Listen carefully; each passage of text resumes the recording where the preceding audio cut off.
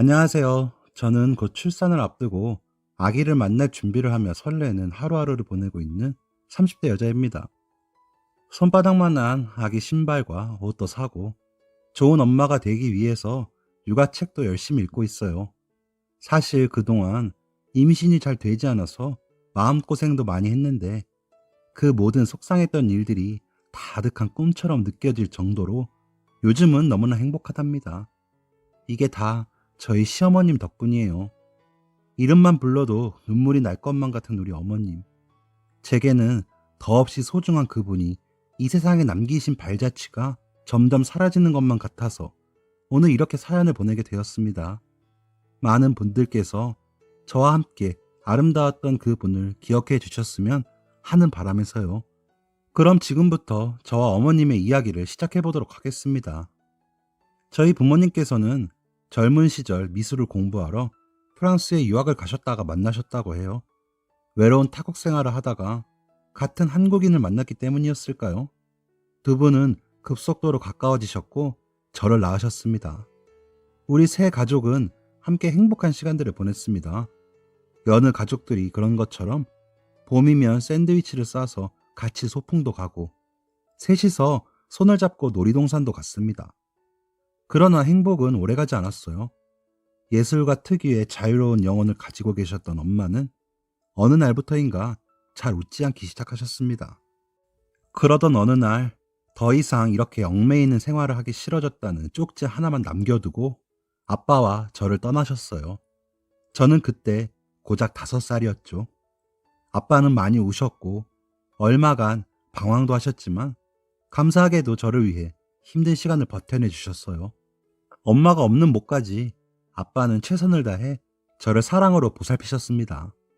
그렇게 2년 정도의 시간이 지난 어느 날 저는 갑자기 유치원에서 크게 아팠습니다. 열이 펄펄 나고 오한이 느껴졌어요.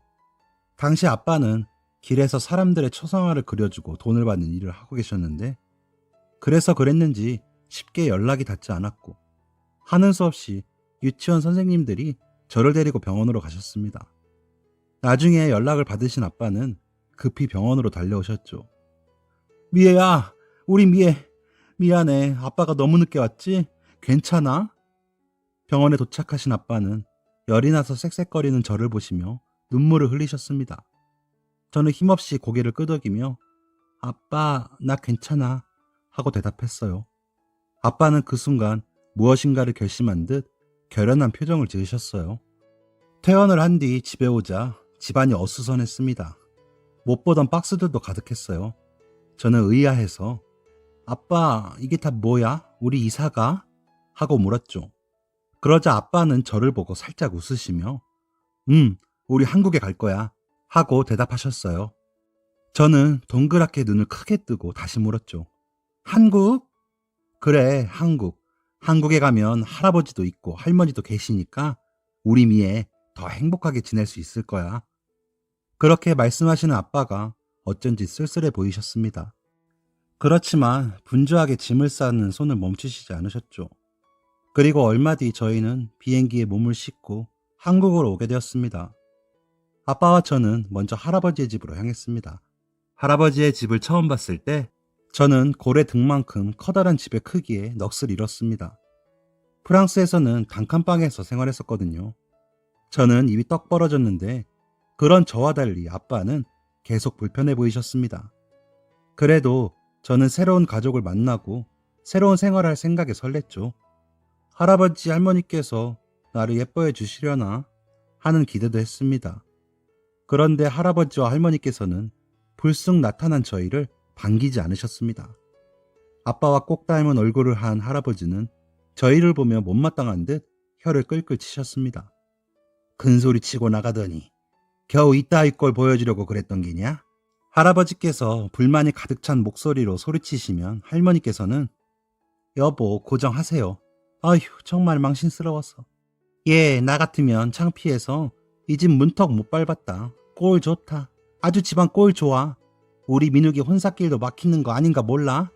하고 아빠에게 면박을 주곤 하셨어요. 나중에 알게 된 사실이지만 할머니는 아빠의 새엄마였다고 해요.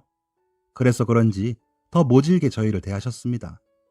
그럴 때마다 아빠는 한마디 대꾸도 못하고 고개만 푹 숙이셨습니다.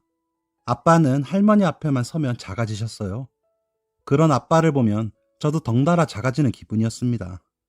그래서 어느 날 밤 저를 재워주기 위해 잠시 방에 들른 아빠의 손을 붙잡고 이렇게 물었습니다. 아빠, 우리 다시 프랑스 가서 살면 안 돼?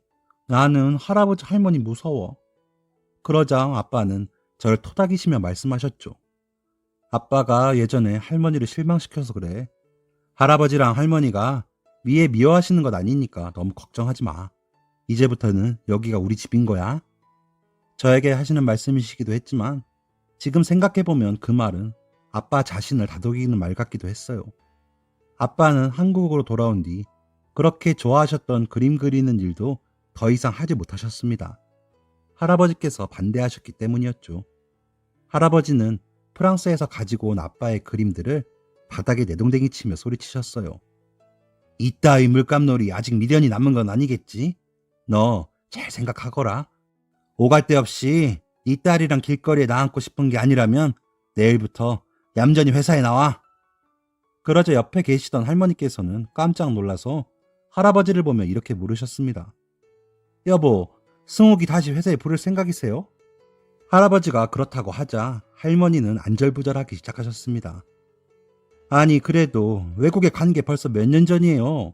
그동안 감도 잃었을 거고 게다가 회사엔 이미 민욱이가 있잖아요. 아유, 민욱이 그놈 영 쓸만하지 않으니까 그런 거 아니야. 시끄러워. 이미 정했으니 그렇게 알아. 할아버지는 이렇게 말씀하신 뒤 서재로 가버리셨습니다. 그리고 할머니는 남겨진 저희들을 향해 쏘아 붙이셨어요. 너 이러려고 한국에 돌아온 거지? 동생 것이나 탐내고 창피하지도 않니? 키워준 은혜를 몰라도 유분수지. 네가 감히 민욱이 자리 넘보면 가만 안 둘 줄 알아? 제가 그런 할머니를 놀라서 빤히 쳐다보자 할머니는 넌 또 뭘 봐? 아유 저는 난 네 부녀 눈이 그렇게 싫더라. 애미 없는 것들이라 그런가 눈빛이 재수가 없어. 하고 소리치시곤 휙 뒤돌아 방을 나가버리셨습니다. 저는 두려움과 모멸감에 눈물이 터졌고 아빠는 그런 저를 안아주셨습니다. 그 뒤로 아빠는 할아버지, 삼촌과 함께 아침 일찍 회사에 나가기 시작하셨고 저는 할머니와 둘이 집에 있어야 했습니다. 식사 시간이 가장 고역이었는데 식탁에 앉아서 맛있는 반찬을 조금 먹으려고 하면 할머니는 저를 째려보며 예, 그거 네 삼촌이 좋아하는 반찬인데 그걸 그렇게 거덜내야겠니? 아줌마, 앞으로는 얘 점심 차릴 때 반찬 가짓수 3개 넘지 않도록 해요. 하고 면박을 주곤 하셨어요. 저는 눈치가 보여서 밥조차 제대로 먹을 수 없었습니다. 아빠한테 이야기해보려 했지만 아빠는 회사를 다니기 시작하신 후로 눈에 띄게 말수가 적어지시고 우울해 보이셔서 제가 더 짐을 보탤 수 없었습니다. 그렇게 저는 속으로만 알았죠. 실로 제 생애 가장 추운 겨울이었습니다. 시간이 흘러 저는 초등학교에 입학하게 되었습니다. 프랑스에서 온 뒤 늘 집에서만 지냈던 터라 친구가 없었던 저는 너무 신이 났어요. 학교에 다니면 무서운 할머니, 할아버지가 있는 집에서 잠시라도 벗어날 수 있었고 친구도 사귈 수 있을 거라는 생각에 들떠 있었습니다. 그러나 그런 제 기대와는 달리 저는 친구를 쉽게 사귈 수 없었어요. 너 말투가 왜 그래? 되게 웃겨. 애들아, 여기 와서 얘 말하는 것 좀 들어봐. 야, 너 아까처럼 다시 말해봐. 하하, 진짜 이상해. 반 친구들은 프랑스 억양이 섞인 어눌한 제 한국말을 듣고 저를 놀려댔습니다. 그리고 그렇게 첫인상이 잡혀버리자 친구들은 저와 잘 놀려고 하지 않았어요. 점심시간에 다 같이 축구를 하러 나가서도 저는 끼워주지 않았죠. 저는 하는 수 없이 운동장 근처에 혼자 쓸쓸하게 앉아 있어야만 했습니다. 어느 날은 교실에서 혼자 지나는 게 너무 외로워서 학교에 인형을 가지고 간 적이 있었어요. 쉬는 시간에 인형을 꺼내서 놀고 있는데 여자애들이 저를 둘러쌌습니다. 이건 뭐야? 웬 바비 인형? 전미애, 너 공주병 걸렸냐? 저는 그 말에 대꾸하지 않고 인형만 만지작거렸습니다. 제가 반응을 보이지 않자 화가 났는지 무리 중에 한 명이 제 인형을 휙 잡아 뺏었죠. 왜 그래? 돌려줘. 제가 그렇게 말하자 그 여자애는 재미있다는 듯이 깔깔 웃어댔어요. 이 인형도 전미애 너처럼 되게 웃기게 생겼다. 그러더니 제 인형을 저 멀리 던져버렸습니다. 저는 얼른 달려가 인형을 집어들었죠. 사과해. 이거 우리 엄마가 사주신 인형이란 말이야. 제가 지지 않고 덤벼들자 그 여자애는 멈칫하더니 다시 저에게 이렇게 쏘아붙였어요. 엄마? 푸, 웃기시네. 너 엄마 없잖아. 공주병에 이제는 거짓말까지 하니? 전미애는 거짓말쟁이래요. 거짓말쟁이래요. 얼레리 껄레리. 아이들은 단체로 저를 놀려대기 시작했어요. 저는 울면서 교실을 뛰쳐나갔습니다. 그 뒤로 저는 마음의 문을 닫았습니다.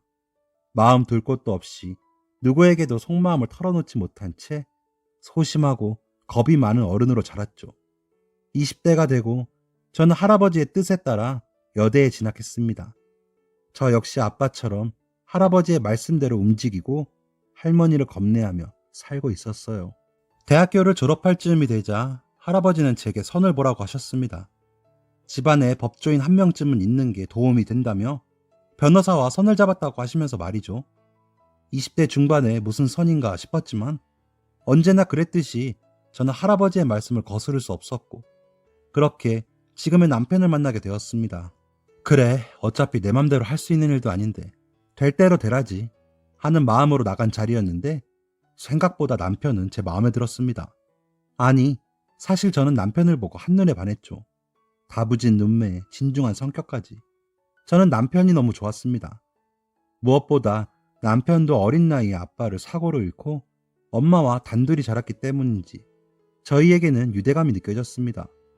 그렇게 1년 정도 연애를 하고 결혼을 하기 위해 서로의 집에 인사를 가게 되었죠. 처음 남편의 집에 인사를 가던 날 저는 긴장을 했습니다.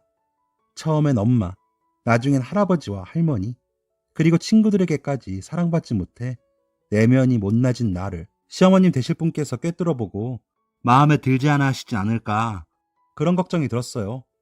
그러나 그런 제 걱정이 무색할 정도로 시어머님께선 너무나 따뜻하게 저를 반겨주셨습니다. 저를 만나자마자 등을 쓰다듬어 주시면서 네가 미애로구나. 아유 예쁘기도 하지.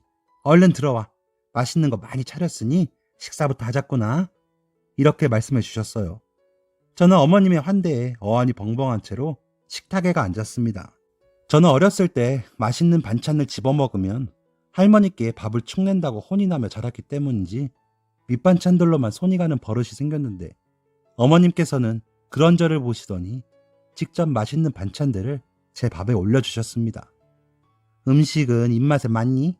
내가 아들놈만 하나 있으니까 젊은 아가씨들이 뭘 좋아하는지 도통 알 수가 있나? 차린다고 차렸는데 맛있는지 모르겠구나. 맛있어요. 감사합니다. 어머, 그래? 다행이구나. 많이 먹으렴? 어머니께서는 제가 밥을 삼킬 때마다 예뻐 죽겠다는 듯 인자한 웃음을 지어 보여주셨어요. 결혼 준비를 하면서도 혼수를 사러 간 백화점에서 가전제품보다는 어머, 이 옷은 우리 미애에게 잘 어울리겠다 하시며 제 선물을 사시느라 바쁘셨죠. 어머님은 제가 딸같이 귀엽다고 하셨어요. 그런데 그런 어머님을 보면서도 그동안 살아가며 받은 마음의 상처가 컸기 때문이었는지 저는 쉽게 마음의 문을 열지 못했습니다. 그렇게 시간이 흘러 어느덧 상견례 날이 다가왔습니다. 한창 식사를 마치고 디저트를 기다리던 중 할아버지와 저의 아빠, 남편은 잠깐 담배를 태우신 다음에 자리를 비우셨고 식당엔 저와 할머니, 시어머니만 남아 있었습니다. 할머니는 불쑥 말을 꺼내셨습니다. 부족한 게 많은 아입니다. 사부인께서 잘 봐주세요. 그러자 시어머님께서는 부족하긴요. 저는 미애를 저희 식구로 맞이할 수 있어서 너무 좋은걸요. 예쁘지, 똑똑하지. 저희 아들에게는 아까운 아가씨죠. 라고 말씀하시며 웃으셨어요. 그러자 할머니께서는 입술을 실룩이시며 얘가 어렸을 때 엄마한테 버림을 받아서 그런지 식탐이 조금 있답니다. 제가 가르친다고 가르쳤는데 댁에서 무례를 끼치진 않았나 걱정이 되네요. 예, 미애? 너 사돈댁에 인사 가서도 또 맛있는 반찬만 집어먹는 돼지 같은 버릇 보여드린 건 아니지? 하고 말씀하셨죠. 순식간에 식당 안의 분위기가 찬물을 끼얹은 듯 조용해졌습니다. 저는 창피하기도 하고 화도 나서 젓가락을 집은 손이 덜덜 떨렸어요. 사랑받으며 자라지 못했다는 사실, 특히나 남편이 될 사람 집에는 들키고 싶지 않아서 그렇게나 꽁꽁 감추고 있었는데 그걸 이런 식으로 말씀하시다니요. 저는 금방이라도 눈물이 터져나올 것만 같았습니다. 더 이상 참지 못하고 자리를 박차고 일어서려는데 시어머니께서 말씀을 하시기 시작했습니다. 사돈어른, 미애는 이제 제 아들의 아내이자 저희 식구가 될 아이니 저희 집 가풍을 따르는 게 맞겠죠? 제가 봤을 때 미애는 너무 말랐어요. 돼지 같기는요. 저희 집에서는 이렇게 마른 걸 두고 보지 못한답니다. 얼른 맛있는 거 많이 먹여서 포동포동 예쁘게 살을 찌워주고 싶은걸요. 자, 그런 의미에서 디저트를 조금 더 시켜야겠네요. 웨이터? 시어머님께서는 쩌렁쩌렁한 목소리로 식당 직원을 부른 뒤 보란듯이 식당 메뉴에 있는 디저트를 모조리 시키셨어요. 그리고 그 디저트를 전부 다 제 앞에 밀어주시며 마음껏 먹으라고 해주셨죠. 할머니는 얼굴이 불그락 푸르락해지셨습니다. 저는 그 모습에 웃음이 터지고 말았어요. 어느새 식장으로 돌아온 남자들이 이게 다 무슨 일이냐고 물었지만 다들 아무 일도 아니라고 하고 말았죠. 아마 그날 밤 저희 할머니 속 좀 썩으셨을 겁니다. 그렇게 남편과 결혼을 한 뒤 저는 시어머님과 함께 살게 되었어요. 시어머님께서는 신혼인데 아파트를 구해줄 테니 둘이 나가 살라고 한사코 말리셨지만 제가 어머님과 함께 살고 싶었어요. 함께 살기 시작하자 어머님께서는 저를 더 살뜰히 보살피셨습니다. 어린 나이에 결혼을 했어도 집에만 있지 말고 원하는 공부도 하고 멋지게 커리어우먼으로 살라고 저를 지지해 주셨습니다. 여자는 화초처럼 집에만 있으면 된다던 할아버지와는 달리 어머님께서는 저의 가능성을 믿어주셨던 겁니다. 제가 회사에 면접을 보러 가는 날 어머님께서는 손수 제 정장을 다림질까지 해주셨어요. 그리고 마침내 제가 원하던 회사에 합격하자 그 누구보다 기뻐하시며 축하 파티도 함께 했습니다. 회사에 다녀오면 늘 오늘은 힘든 일이 없었는지 힘든 일이 있다면 언제든 자신에게 의지하라며 저를 살피셨죠. 결혼을 하고 맞이한 제 첫 생일에는 어머님께서 직접 미역국도 끓이시고 생일상을 상다리가 부러지게 차려주셨어요. 저는 눈물이 날 만큼 행복했습니다. 엄마의 사랑을 다시 느끼는 듯 했어요. 남편과 어머님을 만난 것은 정말 내 생애 최고의 행운이라고 생각했습니다. 그러나 누군가 제 행복을 시기라도 했던 것인지 그 행복에 균열이 생기기 시작했습니다. 시작은 별것 아닌 것이었어요. 어느 날 늦은 밤인데 남편의 핸드폰이 울리기에 확인해보니 어떤 여자가 보낸 문자 메시지가 와 있더군요. 얼핏 보기에 꽤나 친밀해 보이는 말투여서 남편에게 물었습니다. 김한이? 이 사람 누구야? 남편은 별것 아니라는 듯이 대답했습니다. 아, 대학교 때 친구. 걔도 변호사야. 아무렇지도 않은 남편의 태도에 별일 아닌가 싶으면서도 저는 어쩐지 꺼림칙한 기분이 들었습니다. 그래서 이렇게 말했죠. 아무리 친구여도 결혼까지 했는데 이렇게 늦은 시간에 그렇게 다정하게 문자를 보내? 이상해. 이 사람이랑 너무 가까이 지내지 마. 그러자 남편은 아이고, 당신 지금 질투하는 거야? 알겠어. 근데 진짜 얘랑 나 아무 사이도 아니야. 그냥 친구야. 하고 말하며 저를 안아주었습니다. 그렇게 저는 이 문자를 별일 아닌 것으로 넘겼고 그렇게 일은 일단락되는 듯 했습니다. 며칠 뒤 남편의 친구의 모임에 나가기 전까지는 말이죠. 그날은 저희 부부가 결혼을 한 뒤 처음으로 남편의 대학교 동창들이 모두 모이는 날이었습니다. 저도 남편을 따라 그 모임에 가게 되었는데 다들 인사를 나누고 옛 추억을 이야기하며 즐거운 시간을 보냈습니다. 문제는 다들 술을 어느 정도 마시고 난 뒤 옛날 이야기를 꺼내며 시작되었습니다. 남편의 친구가 제게 말을 걸었습니다. 재수씨, 이 녀석 대학교 다닐 때 인기 엄청 많았던 거 알아요? 어머, 그래요? 병승씨 여자친구들이 많았어요? 저는 장난식으로 남편을 살짝 흘겨보며 대꾸했습니다. 그러자 남편의 친구는 신이 나서 계속 말을 이었습니다. 아유, 그럼요. 그때 얘 좋다고 따라다니던 여자애도 있었는데 걔 이름이 뭐였더라? 김한이. 미팅에서 만났는데 그날부터 걔가 병승이 좋다고 얼마나 따라다녔는데요. 야, 너 아직도 걔랑 연락하냐? 저는 그 말에 순간 몸이 얼어붙는 것만 같았습니다. 남편은 당황했는지 그만 떠들라고 친구를 말리더군요. 야, 너 취했냐? 그만 떠들어. 못하는 소리가 없어. 아, 왜 사실이잖아. 너네 그때 잠깐 사귀지 않았나? 야, 사귀긴 누가? 아니야. 헛소리 계속할 거면 얼른 정신 차리고 집에 나가. 아닌가? 에이, 재수씨, 사귄 건 아니라네요. 죄송합니다. 흐흐.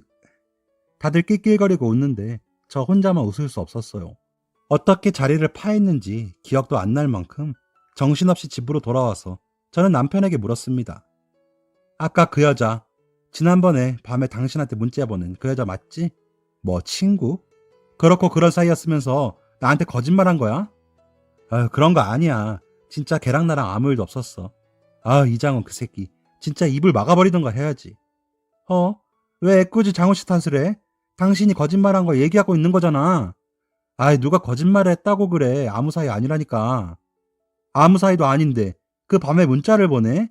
그 여자랑 앞으로 문자 하지 마. 그러자 남편은 기분이 나쁜 듯 인상을 쓰고 아무 말도 하지 않았습니다. 그래서 저는 다시 한번 재촉했죠. 알겠냐고. 아유, 알았어. 남편은 그렇게 대답한 뒤 화장실로 들어가 버렸습니다. 저희는 그 뒤로 어색해져서 냉랭하게 서로를 대했습니다. 어머님께서는 그런 저희의 분위기를 읽으신 건지 걱정스럽게 물어보셨죠. 너희 무슨 일 있니? 저는 어머님에게까지 걱정을 끼쳐드리고 싶지 않아서 웃으면서 얼버무렸어요. 아, 아니에요. 일은 무슨 일이요. 그냥 요즘 회사 일이 바빠서. 걱정 마세요. 그러자 어머님께서는 여전히 걱정스러운 얼굴을 하셨지만 더는 묻지 않으셨어요. 저는 어머님께서 저희 눈치를 보시는 게 싫어서 먼저 아무렇지 않게 남편에게 말을 걸었고 그렇게 자연히 화해하게 되었습니다. 어머님께서는 그런 제 마음을 다 아시는 것처럼 그저 제 손을 잡고 고맙다고 하셨어요. 그렇게 다시 평화로운 시간들이 흘러갔습니다. 저희 부부는 어느덧 결혼 5년 차를 맞이했어요. 그런데 이상하게도 아이가 생기지 않았습니다. 아직 제 나이가 젊어서 걱정할 것은 없었지만 저는 점차 초조해졌어요. 혹시 문제가 있는 건 아닐까 하는 불안한 마음에 병원을 가보기도 했지만 저희 부부에게는 아무런 문제도 없었습니다. 임신에 좋다는 한약도 먹어봤지만 소용이 없었어요. 언젠가 한 번은 속이 메스꺼워서 혹시 하는 기대에 임신 테스트기를 해봤는데 결과는 역시 임신이 아니었습니다. 저는 눈물이 났어요. 그렇게 화장실에서 울고 있는데 제 울음소리를 듣고 달려오신 시어머님께서 저를 안아주셨습니다. 한참을 울고 난 후에 어머님께서는 제 손을 잡고 저를 어머님의 방으로 데려가셨어요. 그리고는 보석함에서 반지 하나를 꺼내주셨습니다. 이거는 내가 병승이를 낳았을 때 병승이 할머니께서 주신 반지란다. 아기 낳느라 수고했다고 말이지. 이제 이 반지를 미애 너에게 물려주마. 저는 고개를 저으며 대답했어요. 받을 수 없어요. 저희는 아직 아기도 없는걸요. 그러자 어머님께서는 제 손에 반지를 끼워주시며 내가 이 반지를 주는 이유는 아기를 위해서가 아니란다. 이 반지는 미애 너 자체가 나의 딸이 되어주어서 나는 너 하나면 충분하다는 의미로 주는 거란다. 그러니까 너무 애쓸 필요 없단다, 아가. 알겠니? 저는 어머님의 그 따뜻한 말씀에 다시 감격의 눈물을 흘렸습니다. 부족한 저를 언제나 사랑으로 감싸주시는 어머님의 사랑에 저는 마음이 포근해졌습니다. 그렇게 저는 언제까지나 어머님을 사랑으로 모시며 남편과 함께 행복하게 살고 싶었어요. 그런데 다시 한번 남편에 대한 믿음이 깨지는 일이 발생하고 말았습니다. 그날은 남편이 회식을 하고 늦게 돌아온 날이었어요. 남편은 저녁 10시쯤 들어와서 샤워를 한다고 화장실로 들어갔고 저는 남편의 겉옷을 정리하고 있었죠. 불현듯 카톡 소리가 들렸습니다. 무심결에 핸드폰을 집어들자 화면에는 한이라는 이름의 카톡이 떠 있었죠. 저는 분노가 들끓어 올랐지만 일단 남편이 샤워를 마치고 나오길 기다렸어요.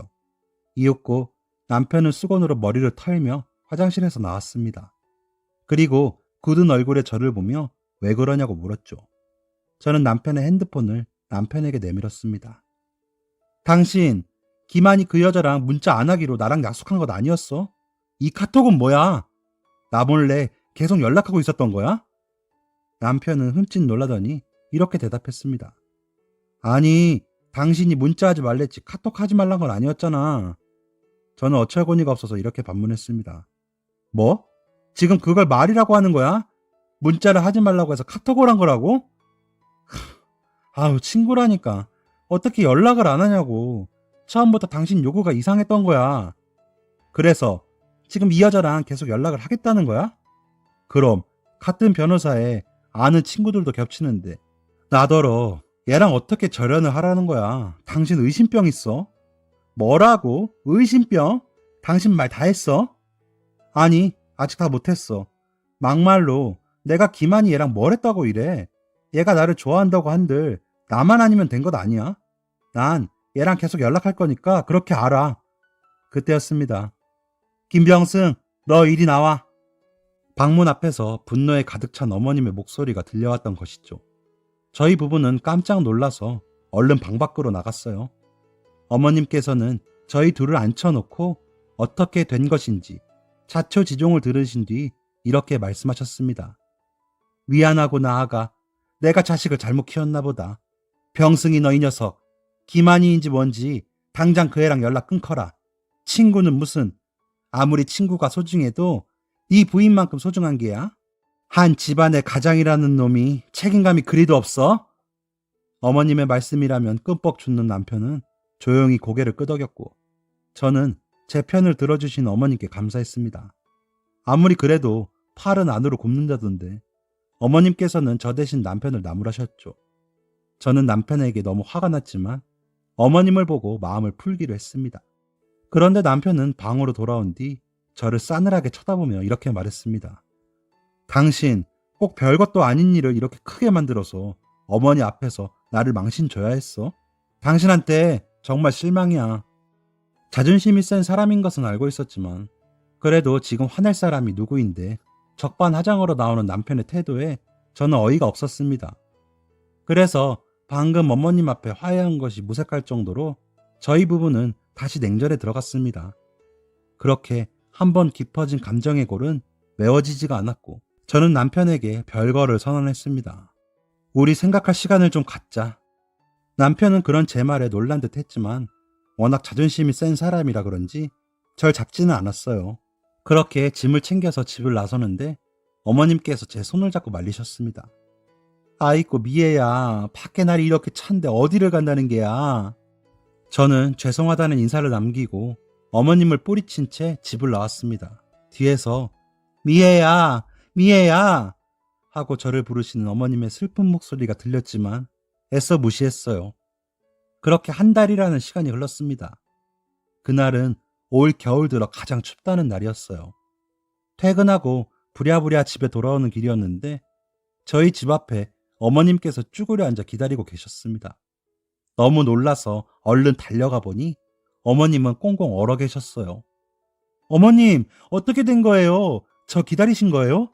날이 이렇게 추운데 연락을 하시죠.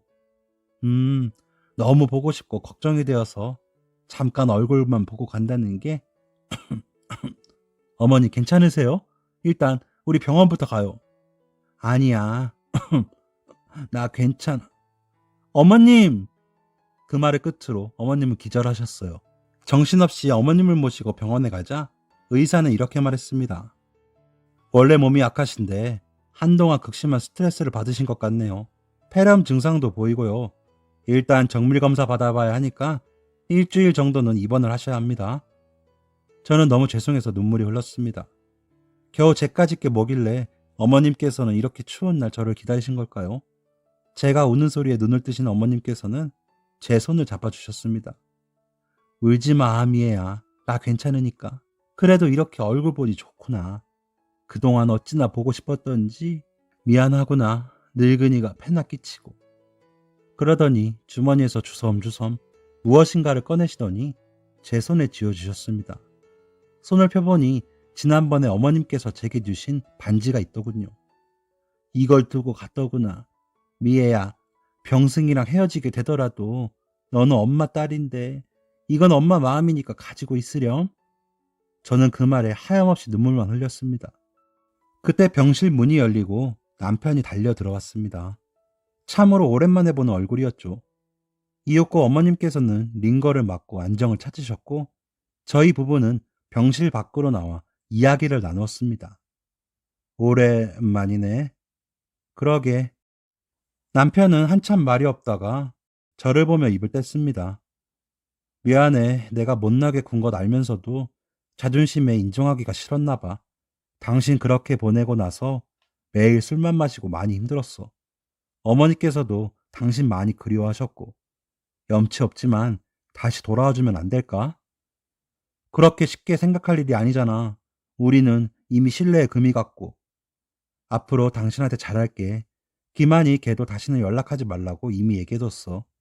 당신 불편하게 해가면서까지 유지할 친구 관계도 아니었는데 내가 어리석었어. 멍청한 나 때문에 당신도 힘들고 어머니까지 쓰러지시고 내가 정말 못난 놈이야. 이 못난 놈 당신이 한 번만 받아주라. 저는 남편의 그런 모습에 흔들렸지만 애써 모질게 생각해 볼게 라고 대답한 뒤 집으로 돌아왔습니다. 저는 제 손에 들린 반지를 내려다 보았습니다. 어머님을 만나기 전 저는 굉장히 부정적이고 남을 쉽게 의심하던 사람이었는데 지금 생각해보니 저는 정신적으로 많이 치유가 되어 있었습니다. 다 어머님 덕분이었죠. 결정을 하기까지는 오래 걸리지 않았습니다. 제가 병원에 다시 모습을 드러내자 남편은 자리에서 벌떡 일어나 기쁘게 저를 맞아주었습니다. 당신 예뻐서 온 거 아니야. 어머님 걱정돼서 온 거지. 셀쭉하게 말하는 저를 보며 어머님께서는 환하게 웃으시며 고맙다 미애야 정말 고마워 하고 말씀하셨습니다. 그렇게 저희 세 식구는 다시 저희의 보금자리로 돌아왔습니다. 앞으로 다시 행복하게 살기로 약속하면서요. 그렇게 저희는 도란도란 즐거운 나날들을 보냈습니다. 그렇게 더없이 행복했던 3년이 지나고 저희 부부는 어머님께 마지막 인사를 드리게 되었습니다. 누구나 한 번쯤은 맞이하는 이별의 순간이었죠. 저는 병실에 힘없이 누워 계신 어머님의 손을 잡으며 이렇게 얘기했습니다. 어머님, 안 돼요. 조금만 더 힘을 내세요. 우리 딸, 이제 그만 힘들게 해야지. 엄마 이제 가야지. 하나도 힘들지 않아요. 제발 살아주시기만 하세요. 안 돼요. 어머님 가시면 저 어떻게 살아요? 건강해야 한다. 미애야, 병승아. 그 말을 끝으로 어머님은 눈을 감으셨습니다. 저희 부부는 눈물로 어머님 마지막 가시는 길을 배웅했죠. 그 뒤로는 어머님께서 저 하늘에서 보시기에 부끄럽지 않게 저희 부부는 더 씩씩하고 밝게 살았습니다. 그렇게 어느덧 어머님을 보낸 뒤 1년이 되던 날이었죠. 저희는 어머니께서 생전에 좋아하시던 음식을 바리바리 챙겨서 납골당에 갔습니다. 엄마, 저희 왔어요. 저희 부부는 어머님의 영정사진을 바라보며 인사를 드렸습니다. 납골당에서 시간을 보낸 뒤 집으로 돌아가기 전 저는 마지막으로 유리문에 손을 대고 어머님께 사랑한다고 많이 보고 싶다고 마음속으로 인사를 건넸습니다. 그리고는 차려놨던 음식을 챙기려는데 갑자기 메스꺼움이 느껴졌어요. 당신 왜 그래? 괜찮아? 놀란 남편이 달려와 저에게 물었죠. 몰라, 왜 그러지? 체했나? 요즘 별로 입맛이 없어서 뭘 먹지도 않았는데. 그러다가 번뜩 월경일이 지났다는 것이 떠올랐어요. 설마, 왜? 왜 그래? 어디 아파? 남편은 불안한 듯이 계속 제 안색을 살폈어요. 저는 문득 어머님의 영정사진을 돌아봤죠. 사진 속의 어머님께서 어쩐지 저를 보고 우리 딸 이제 아무 걱정 마 하고 웃고 계신 것 같았습니다. 저는 왠지 가슴이 벅차올라서 응, 아픈 건 아니야. 근데 우리 집에 가는 길에 병원에 들르자 라고 얘기했고 남편은 얼른 가자며 서둘러 짐을 챙겼습니다. 그로부터 8개월 뒤 지금 저는 어느덧 만삭의 임산부가 되었습니다. 저는 어머님께서 제게 이런 기적을 만들어주신 것이라 믿어요. 어머님, 그곳에선 편안하게 지내고 계신가요? 너무 많이 보고 싶어요. 엄마가 돌아가시던 날 황망한 마음에 너무 경황 없이 보내드리느라 미처 말씀 못 드린 게 있어요. 어머님, 아니, 엄마 사랑해요. 다시 만나는 날까지 그 모습 그대로 저희 기다려주세요. 지금까지 제 사연 들어주신 여러분 감사합니다. 여러분께서도 너무 늦기 전에 부모님과 행복한 추억 많이 만드시길 바랍니다. 감사합니다. 지금까지 사연 들어주셔서 감사합니다. 사연이 재밌으셨다면 구독과 좋아요를 눌러주세요. 감사합니다. 안녕히 계세요.